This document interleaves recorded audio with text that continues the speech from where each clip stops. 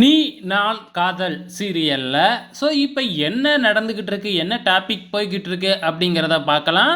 So இப்போ அணு வந்து பார்த்தீங்கன்னா, ஆகாஷை காதலிக்கிறாங்க அப்படிங்கிறது நமக்கு நல்லாவே தெரியும். இருந்தாலும் வந்து பார்த்தீங்கன்னா, அபிக்கு இன்னும் தெரியாது இல்லையா? ஸோ அதை தெரிஞ்சுக்கிறது தான் இப்போ போய்கிட்டு இருக்குங்க. இங்கே வந்து அஞ்சலி தன்னோட தம்பி ராகவுக்கு ஃபோன் பண்ணி பேசுகிறாங்க. அப்போ பக்கத்துலேயே வந்து முரளியும் உக்காந்துருக்கிறாப்புல. ஸோ முரளிக்கு தெரியாது இல்லையா? ஸோ இந்த ராகவும் ஆகாஷும் வந்து பார்த்தீங்கன்னா, அபி இருக்கிற ஊருக்கு தான் போயிருக்கிறாங்க அப்படிங்கிறது தெரியாது இல்லையா? ஸோ அது ஒரு பக்கம் போய்கிட்டு இருக்கு. இங்கே வந்து பார்த்தீங்கன்னா, நம்ம ராகவ் சொன்னதையே அபி நைட் டைமில் நினச்சி பார்த்துக்கிட்டே இருக்கிறாங்க. அக்கா வந்து பார்த்தீங்கன்னா, ஆகாஷை விரும்புகிறாங்களா இல்லையா அப்படின்னு தெரிஞ்சுக்கணுமே அப்படின்னு சொல்லிட்டு, சாமி முன்னாடி சீட்டெல்லாம் எழுதி போட்டு பார்க்கலாம் அப்படின்னு முயற்சி பண்ணுறாங்க. ஆனால் சீட்டை எழுதி போட்டுட்டு அதை எடுத்தே பார்க்கல, கசக்கி போட்டுடுறாங்க. சரி வேறு வழியே இல்லை, அக்காக்கிட்டே கேட்டுடலாம் அப்படின்னு சொல்லிட்டு அந்த நைட் டைமில் அக்காவை எழுப்பிட்டு நேராக சாமி முன்னாடி கூட்டிகிட்டு போயிட்டு டக்குன்னு கையை தூக்கி தலை மேலே வச்சு சத்தியம் பண்ணு, நீங்கள் ஆகாஷை குட்டி பாஸை விரும்புகிறீங்களா இல்லையா அப்படின்னு சொல்லிட்டு கேட்க ஆரம்பிச்சிடுறாங்க.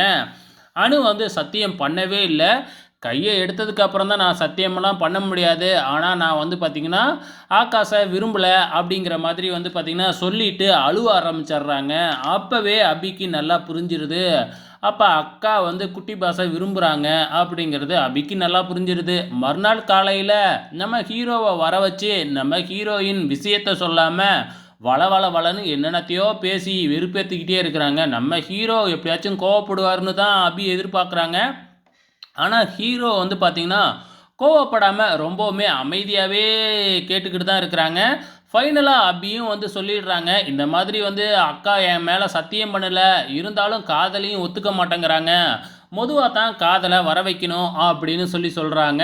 ஸோ நம்ம ப்ரொமோவில் ஒரு சில விஷயங்கள்லாம் காமிச்சாங்க இல்லையா, அதை எல்லாமே வந்து பார்த்திங்கன்னா இன்னும் காமிக்கல. ஸோ இதுக்கப்புறம் வருமா இல்லையா அப்படிங்கிறது தெரியல.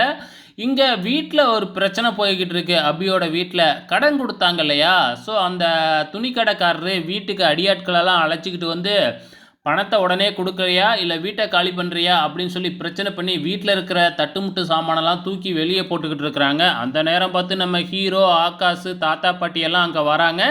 இன்னிய எபிசோடு முடிஞ்சிருச்சு. வெயிட் பண்ணி பார்க்கலாம் நாளைக்கு என்ன நடக்குதுன்னு.